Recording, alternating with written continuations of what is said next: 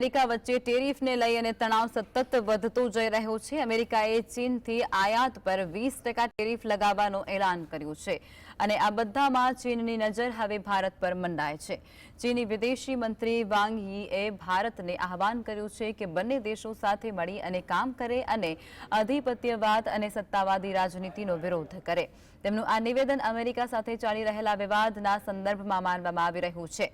ચીની વિદેશ મંત્રીએ નેશનલ પીપલ્સ કોંગ્રેસની બેઠક બાદ કહ્યું હતું કે ડ્રેગન અને એલિફન્ટને સાથે નચાવવા માટે તે એક વાસ્તવિકતા છે અને આ જ એકમાત્ર વિકલ્પ છે। તેમણે વધુમાં કહ્યું હતું કે એકબીજાને નબળા પાડવાના બદલે એકબીજાનું સમર્થન કરવું અને સહયોગને મજબૂત કરવા માટે તે બંને લોકો અને રાષ્ટ્રોના મૌલિક હિતમાં છે।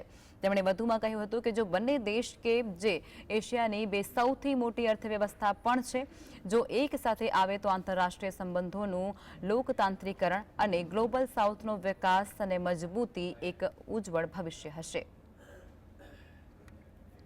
ચીનના વિદેશ મંત્રી દ્વારા પોતાના સંબોધનમાં પીએમ મોદી અને જિનપિંગની મુલાકાતનો પણ ઉલ્લેખ કરવામાં આવ્યો, જેમાં તેઓએ જણાવ્યું હતું કે ગયા વર્ષે પૂર્વી લદ્દાખમાં 4 વર્ષથી વધુ સમયથી ચાલી રહેલા સૈન્ય ગતિરોધના અંત પછી ભારત અને ચીન વચ્ચેના સંબંધોમાં સકારાત્મક પ્રગતિ થઈ રહી છે અને તમામ સ્તરે પ્રોત્સાહક પરિણામો પ્રાપ્ત થઈ રહ્યા છે। આ ઉપરાંત તેઓએ કહ્યું હતું કે ગયા વર્ષે રશિયાના કાઝાન શહેરમાં વડાપ્રધાન નરેન્દ્ર મોદી અને રાષ્ટ્રપતિ શી જિનપિંગ વચ્ચેની સફળ મુલાકાત બાદ ચીન અને ભારત સંબંધોમાં સકારાત્મક પ્રગતિ વધી છે અને તેમણે કહ્યું હતું કે આ પછી બંને પક્ષોએ નેતાઓ વચ્ચે થયેલી સન્માન અને જે સમજણનું નિષ્ઠાપૂર્વક પાલન પણ કર્યું હતું। તમામ સ્તરે આદાન પ્રદાન અને વ્યવહારુ સહયોગને મજબૂત બનાવ્યો અને ઘણા સકારાત્મક પરિણામો પ્રાપ્ત કર્યા। જોકે ભારતે હજુ સુધી આ નિવેદનનો કોઈ જવાબ આપ્યો નથી।